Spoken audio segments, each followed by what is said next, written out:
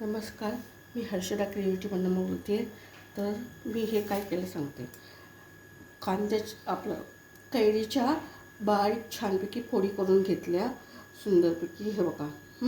आणि त्याला तिखट मीठ थोडं लावून ठेवलं एक 4-5 मिनटं. आणि मग नंतर ही मी फोडणी केली आहे.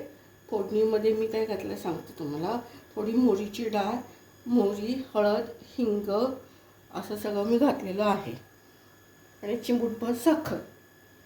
त्यामुळे हा कलर असा आलेला आहे. जेव्हा मोहरी तडतडणं बंद झाल्यावर हे टाकायचं. आणि हे आता हे रूम टेम्परेचरला आहे. मग अशावेळी हे आपल्या लोणच्यावर घालायचं. हे बघा.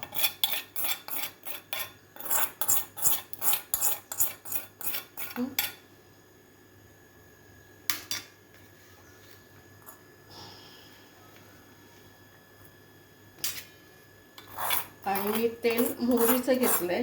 जर समजा तुमच्याकडे मोहरीचं नसेल तर तुम्ही शेंगदाणा तेल किंवा कुठलंही तुमच्याकडे जे उपलब्ध तेल असेल ते वापरा. हे बघा. आणि आता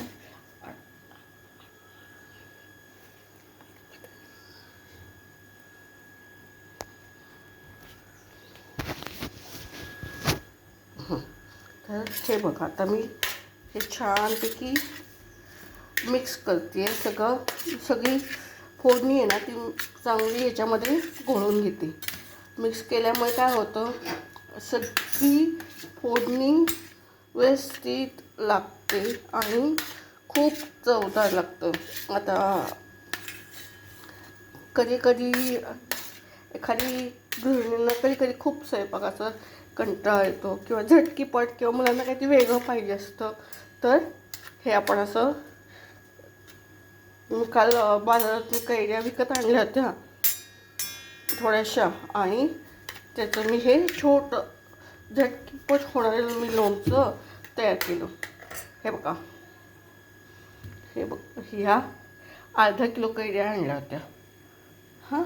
या कैऱ्या आणलेल्या, आणि या कैऱ्यांचे बारीक बारीक तुकडे करून हे तुकडे असे मी बारीक केले आणि त्याचं हे लोणचं घातलं.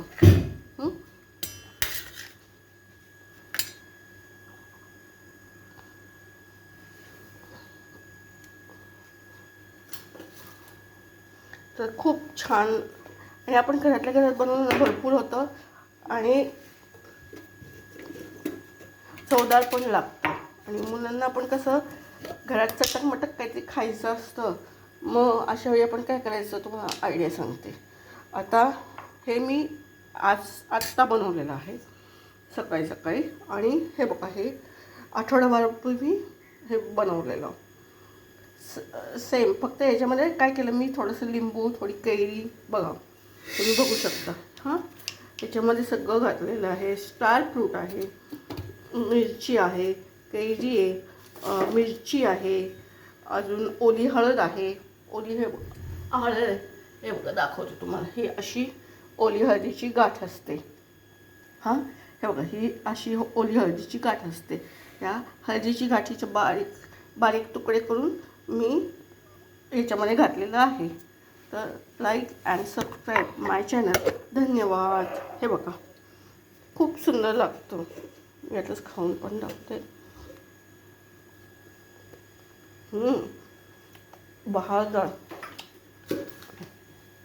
खट्टा मिठा.